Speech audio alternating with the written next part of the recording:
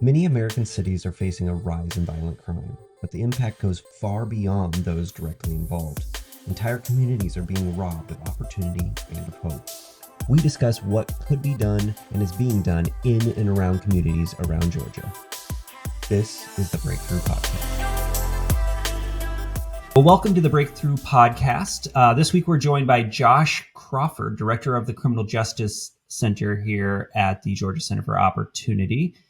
Josh, thanks for coming on board. You've been at GCO for about a year now, but what types of things, like why criminal justice? Why is that something that you think is important that needs to be addressed in our space? Well, first, Corey, thanks for having me. And for me, it's really sort of a hierarchy of needs question, right? If you don't find yourself in a safe environment, then it's very difficult to be successful in so many of the other areas of life that we care about at GCO or that people care about generally. But there's sort of this presumption of safety in the Western world and in the United States especially. And in the majority of communities, it's a fair presumption. But there are neighborhoods and communities all across this country where that presumption doesn't exist and they suffer for it. Like, we talk a lot about safety and the things that they suffer from. What specifically, like when we talk about, we deal a lot with the impacts that policy and many of these things have on poverty. Explain, because I think a lot of people don't think about safety as a direct impact on poverty. How does it directly kind of impact somebody's well-being or the opportunities that they have in their community? Well, yeah, first and foremost, when we're talking about safety, we're talking about both direct victimization, right? The actual chance of being a victim, and then the fear that comes from living in a community that is unstable or lacks public order, or in which you have the potential to be a victim, right? Because that fear changes behavior. People stay inside when the sun goes down. Kids don't play outside. And there are sort of a lot of second and third order consequences of those behavior changes. But people sort of get the poverty violence relationship backwards, right? There's this assumption that in poor neighborhoods, because you don't have essentials, perhaps, then it leads you to a life of crime. And one of the things that we know from the literature is that, especially for violent crime, poverty is a really poor predictor of participation in violent crime. The overwhelming people who grow up in poverty will never pick up a gun and use it in the commission of a violent offense, for example. And in fact, there are far more poor communities in the United States than there are high crime communities in the United States. But when a poor community becomes a high crime community, it's almost as if it solidifies that poverty, right? And that's because private sector job growth falls off a cliff. Businesses and individuals who can leave do.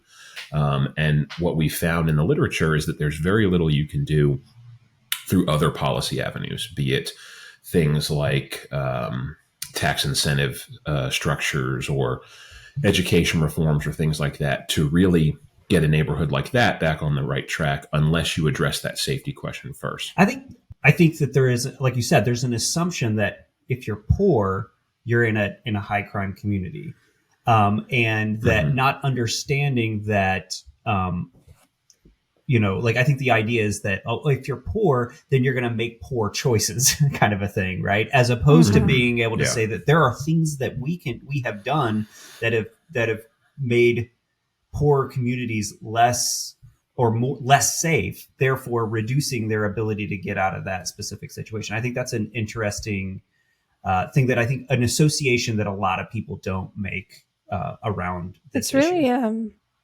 it's a false correlation, and I think Josh probably sees this happening a lot.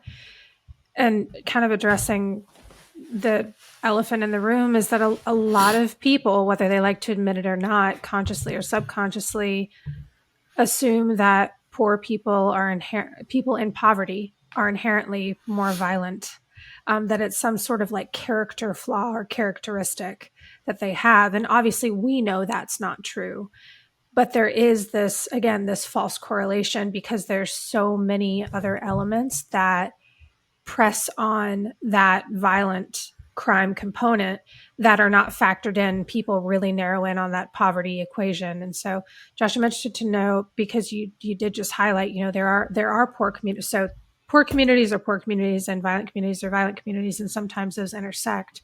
But almost always people tend to make that correlation when they do intersect, even if it's not always accurate. Can you tell us more about that?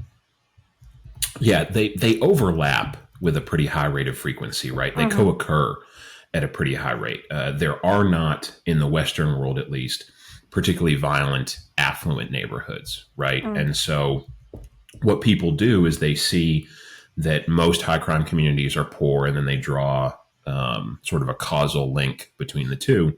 They tend to draw that causal link, again, sort of backwards. And the problem with that, again, is that it misunderstands really who the perpetrators of most violence are.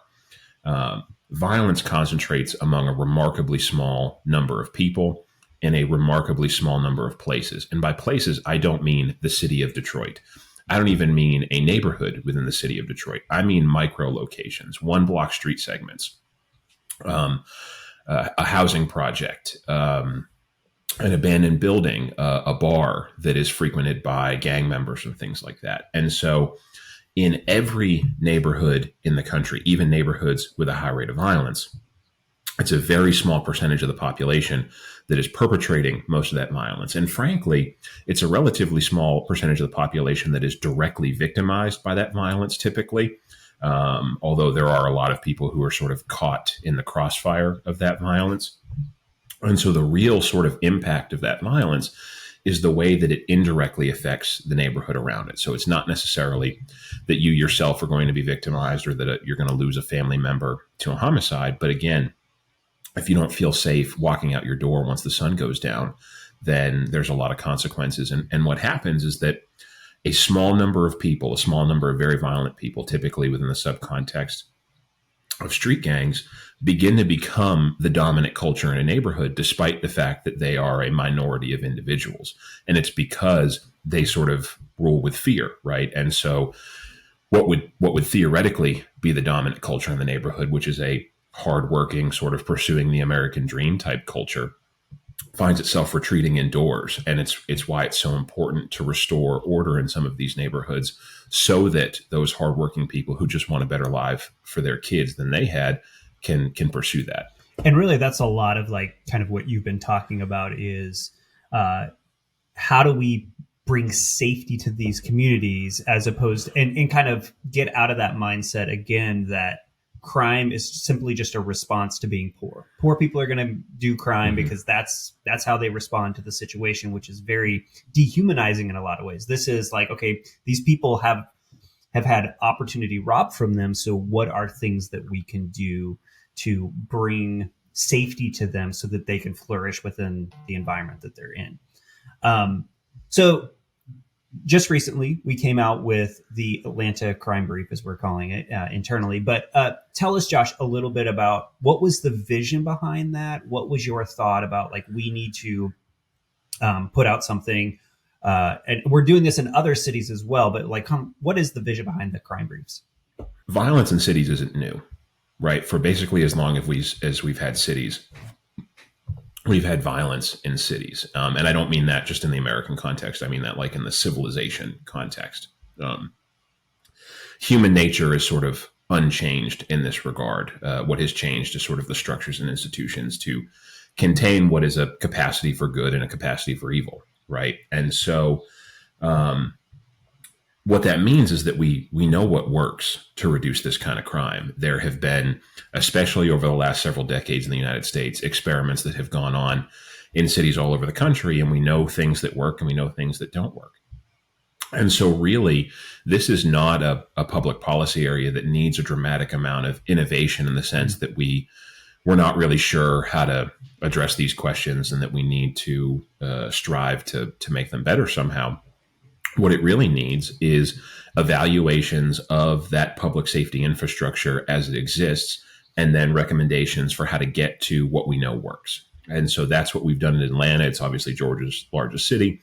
It is a city that gets sort of a disproportionate amount of national attention because of the contributions that it's made to national culture, and especially the culture of the South.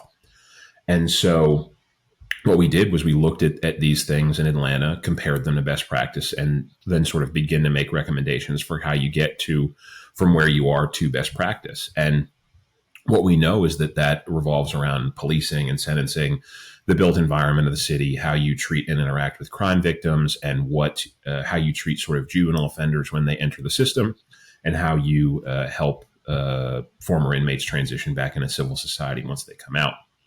And so it's not meant to sort of be an exhaustive list of everything that touches violence, right? It's designed to look at what we know as best practice, compare that to best practice, and especially within the context of official systems, right?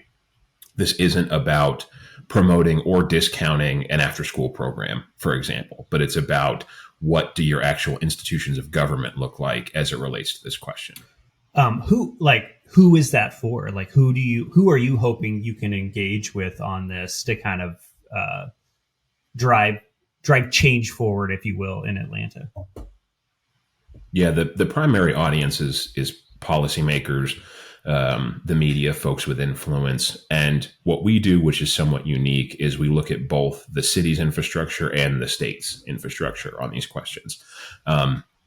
Public safety is primarily a state and local function. The federal government plays some role, but it's a minor role compared to those two. And when people think about public safety, they think about cities because they think about police departments. They think about anti-violence programs at the city level. All of that stuff matters. But your state is who determines what is criminal and what is not, how certain things are punished and how they're not.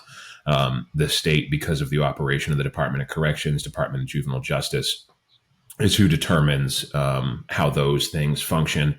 And so we sort of look at both and try to attack both simultaneously to say, here's what your state infrastructure needs to look like. Here's what your city infrastructure needs to look like. And if you do all of these things, then we would expect substantial declines in violence among that subgroup that I've talked about. So, Josh, you've done a really good job of outlining kind of what the report covers and some of your expertise, bringing that into these larger cities. Can you high level give us maybe 2 or 3 of the main recommendations or main actions that cities can take in order to really target and kind of hit this violent crime community at the root of the problem? Yeah, so I mentioned earlier that crime concentrates among a small number of people in a small number of places. And so I'll just give you 3 policy areas that we look at that reflect that reality and that changes can attack that reality and make a substantial difference. The first is in policing. In the 1990s in Boston, Massachusetts, there was developed a strategy that's referred to as focused deterrent strategies or group violence intervention strategies, depending on whose stuff you're reading, but it's all essentially the same. And what those strategies do is they target both law enforcement and social service resources on the individuals and groups that are driving violence.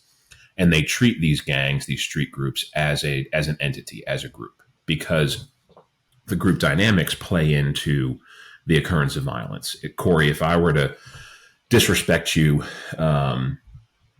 just sort of face to face, you may be inclined to let it go because of the social pressures on you to not engage with me violently and so on and so forth.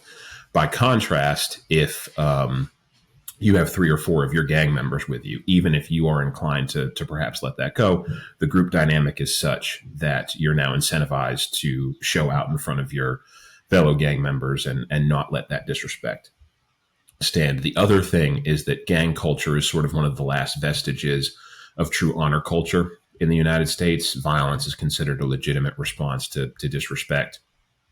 And so what it does is it recognizes that reality. It recognizes that violent crime within the subcontext of street gangs is not just individuals who exist within a gang, but that the gang contributes to that violence. And so it focuses law enforcement and resources on those individuals. It says, look, we know who you are. We know what you're doing. And going forward, we have a single ask, and it's that the shooting stops. It's not that you stop selling drugs, although if you run into traditional law enforcement, they're going to bust you on that. It's not that you become productive members of society. It's just that the extreme violence stops.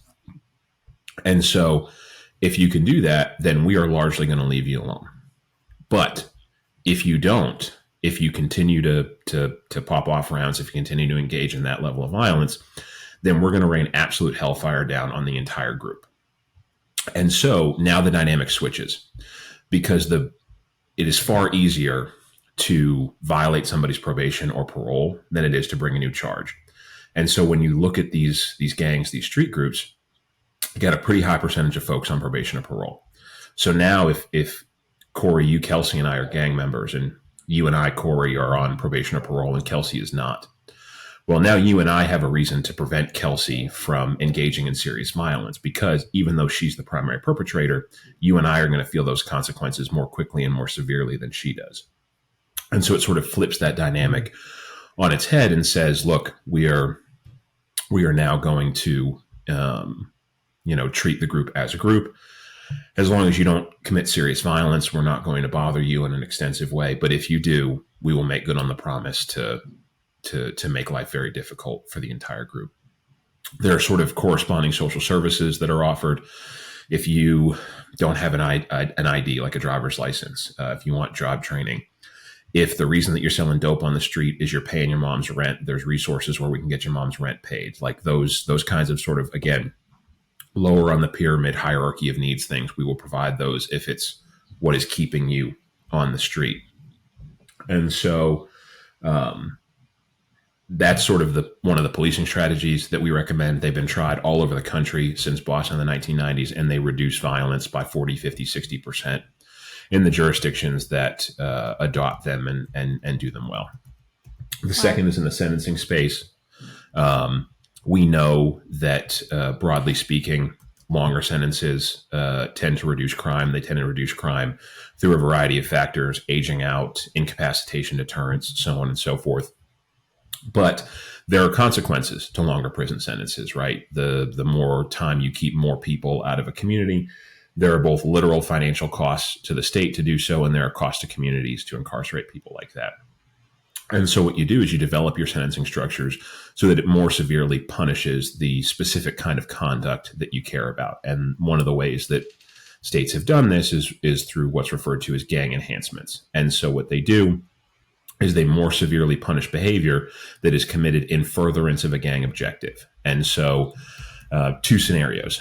You're a gangbanger and you abuse your girlfriend. Right? You're still going to be prosecuted for that, but you're not abusing your girlfriend in furtherance of a gang objective. It's going to be sort of the standard process. But if you participate in a drive-by shooting of a rival gang, or you shoot somebody as a part of a turf war, then those things are going to be punished more severely because it's in furtherance of a gang objective. And then the final thing is the physical environment. We know that one block street segments with things like abandoned buildings, overgrown vacant lots, inadequate street lighting have much more or much higher rates of crime and violence than do corresponding blocks without those things. And so we can, via mapping, overlay maps of those things and crime maps and say, hey, here are your problem areas, here are your problem properties, tear down this abandoned building, structurally shore up this abandoned building, clean and green this vacant lot, put additional street lighting here. And so you can do things through the built environment of a city that requires no law enforcement whatsoever, no sort of official criminal justice institution, but can dramatically reduce violence in an area pretty quickly. What I think is fascinating about kind of what you've put together, Josh, is that it really is a holistic solution. And looking at, because we talk a lot about collaboration, we talk a lot about like how it takes a community to kind of address a lot of the issues that face different communities, right? And what you're talking about is not just, hey, let's fix the police that's going on. There's all these multiple facets and different roles that people can play in their community. How do you see this working with Atlanta or in any cities that we go forward with? Where how do you get everybody to come to the table and have a discussion about this, of addressing this problem? Yeah, I think in most places, now this is certainly not universally the case, and there are some West Coast cities that are doing their darndest to prove me right that this is not universally the case. But for the most part, individuals of both political parties, elected officials, community advocates, and so forth, generally have the same goal in mind as it relates to public safety. They want safer streets. They want less violence. And so when that's your starting point, then it becomes easier to kind of bring everybody to the table. And then when you're frank and upfront with everyone and say, like, look, this is what we're looking at. This is how we look at these issues. This is how we think about these questions. This is what we're recommending. Then it allows everybody to say, I'm for that or I'm not for that, right? And part of what I think makes our work a little bit more successful and a little bit more appealing than some of the other work is, one, it recognizes the seriousness of the problem. And so we don't sort of have the consequences that some advocacy groups have of trying to downplay violence for sort of political reasons. But at the same time, the solutions cast a relatively narrow net on the actual problem actors, right? There are ways to address this violence with sort of a meat cleaver or a broad net that will, in fact, reduce the violence, right? It will get things back under control, and it will, at least in the short and medium term, make a community safer. But that there are second and third order consequences too, right? Like zero tolerance policing works for a while. Sort of getting tough via sentencing will work, but there are consequences to removing, for example, large swaths of parent-age men from a community, right? There's a pretty robust set of literature on that. And so you can do things in a way that are kind of ham-handed and it will work, but it creates some other consequences. And people have kind of become wise to some of those consequences in the last several decades. And so by saying, look, this isn't about over-policing your neighborhood, because there are far too many communities that fall into this category, right? That are high poverty, high violence communities that have simultaneously been over-policed and underprotected for much of their history. And we're trying to do the opposite, right? We're trying to adequately protect, but not over-police these neighborhoods. And that's what law enforcement wants. That's what most elected officials at most level of government want. And it's what the community wants. And so it becomes a little bit easier to bring people together, I think, than if we took one of those sort of two more extreme approaches to these issues. So, Josh, a lot of the focus in what people are doing to address crime right now are reactive in nature by necessity, right? It is addressing the problem that already exists, which is critical in ensuring that it doesn't continue. However, I'm interested to know, just really briefly, are there any tried and true proven methods that are more preventative in nature? So rather than addressing the people that are already committing crime, are there any measures being taken to reduce the number of people moving into those lifestyles?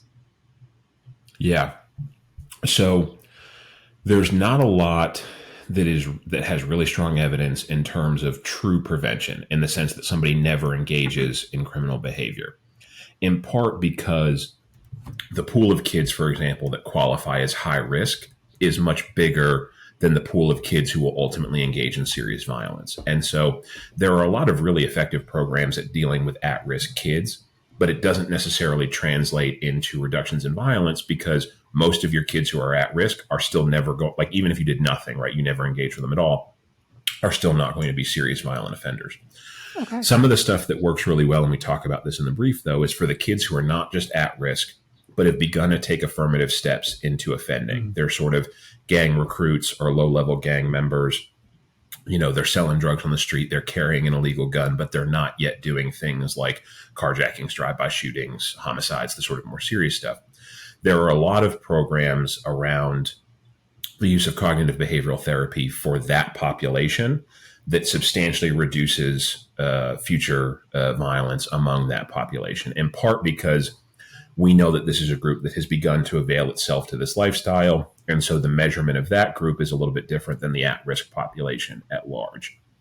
And so that's one of the things that we talk about in the brief and really kind of advocate for, because the benefits of those kids not offending later on are pretty dramatic. I think that's interesting, because there's a lot of discussion about kind of what you said, this idea that well, let's just expand services and that will prevent people from getting in there. Usually the people that are taking advantage of those expanded services are not likely to have offended in the first place, right? So identifying people early in the process of starting down a path and redirecting them early in that path is way more impactful in terms of, again, restoring safety to a community. You go into a school, for example, and you say, look, this is a school with a large population of its kids that check a lot of boxes for risk factors, right?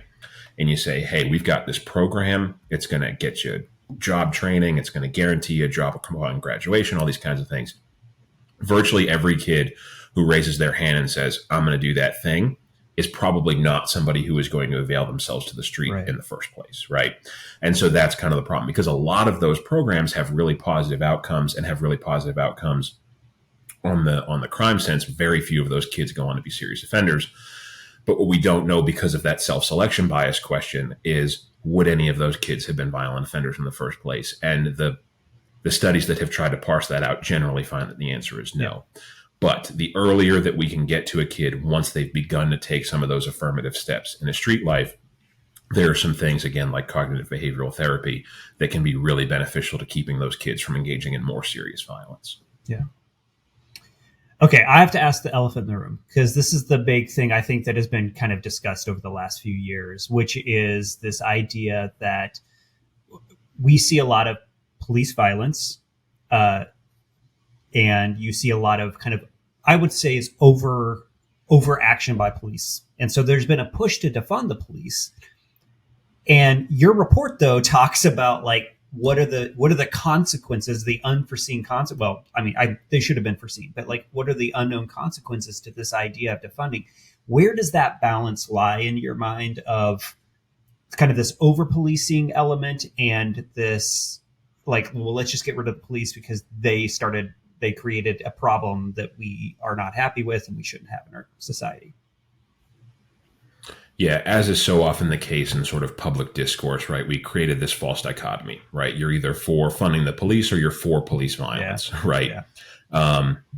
And what we find in the polling as it relates to questions of defund the police, that African-American and Hispanic urban poor residents, right, tend to have some of the most negative views of defunding the police of any subgroup. In fact, the most positive views of defunding the police primarily come from wealthy white suburbanites who don't really have to deal with the consequences of defunding the police, right? That checks out. Right. And so, but that doesn't mean that members of certain communities don't wish that certain things were done differently, that they don't wish that certain strategies were in place or not in place, or so on and so forth, right? And so for the focus deterrence example, there was an evaluation done by a professor that basically looked at the impact of this on police-community relations, the impact of those kinds of strategies on police-community relations. And they are not primarily designed to be things that improve community police relations. They're a violence reduction strategy. They're not about sort of bridging that gap.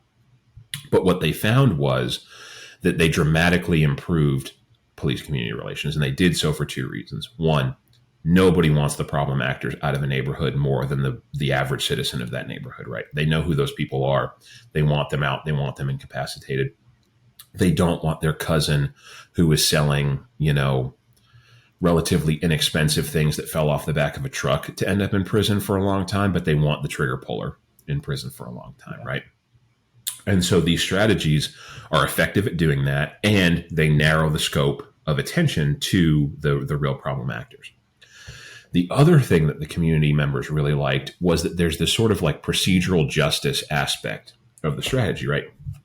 Everybody's called in, everybody's given a second chance, like right off the bat. Everybody has said, you get your act together, we'll leave you alone. But if you don't, then this is what the consequences are. And so a lot of people said, we like that you gave them the second chance, and we like that you made good on the promise when they chose not to take advantage of the second chance. And so, again, there are strategies that we advocate for in the brief that really can go a long way to doing that. And the other thing that we talk about in the policing area is the role that homicide detectives play and the role that homicide detective caseloads play in clearing cases and getting convictions and all that kind of stuff. One of the most important factors, though, in clearance rates for homicide detectives are police-community relations. And you have sort of a chicken and the egg problem, right? Because if you're not clearing a whole lot of cases, then people aren't going to be particularly inclined to talk with you, because the perpetrator is going to stay in the community, and therefore there's not a whole lot of reason to communicate with law enforcement if you know that the person that you're about to snitch on is going to stay in the neighborhood, and you're going to have to deal with the consequences of that, right? But as clearance rates improve, people start to say, hey, this matters. We're telling law enforcement these things. They're taking the guy out, all that kind of stuff, right? And so police community relations matter to clearance rates, but clearance rates matter to police community relations. That trust element is fascinating, right? Like, we don't think about it, but yeah, like, right. I mean, if you knew that they were looking out for you and they were actually doing what you asked them to do, and you were seeing it play out, right? Like, you have a family member that is murdered, right? And you see that the police are taking it seriously and are doing everything within their power to get that person brought to justice. You restore a lot of trust and faith within the community. I think that's a fascinating thing that we don't think about when we talk about clearance rates. You restore a lot of trust and faith, you get better participation, and you also get less self-help justice. A remarkable percentage of the violence that we see is retaliatory in nature. And one of the stronger predictors of that retaliatory violence is sort of confidence in the official system, right? Do you think that the police are going to apprehend, prosecute, convict, and incarcerate the person who killed your family member? Or do you think they're going to be on the street in 2 years, and so you want to take it into your own hands, or your cousin's going to take it into their own hands, or some fellow gang members are going to take it into their own hands? And so it's not a panacea, but sort of trust in the official system does decrease impulses towards self-help justice. Yeah. So, Josh, thank you so much for joining us today. It has been incredibly enlightening. Where can people go if they want to learn more about what you do and some of the reports that you've created and some of the studies that really inform the approaches that you take to these communities? Yeah, so the place with all of it is foropportunity.org, foropportunity.org. At the top of the page, there are a number of single word buttons you can click: work, education, family, safety. Safety is where you'll find most of my work, most of the work in this space. And then if folks want to interact with me on social media, I don't have the stomach for Twitter or X or whatever it is. And so you can find me on Instagram. It's just jcrawford502. Thank you all for joining us here on Breakthrough, while we break through the noise, break down some of the barriers, and break down some of the issues that are informing and affecting our communities. We really look forward to seeing you guys on the next podcast. And until then, thanks so much for joining us.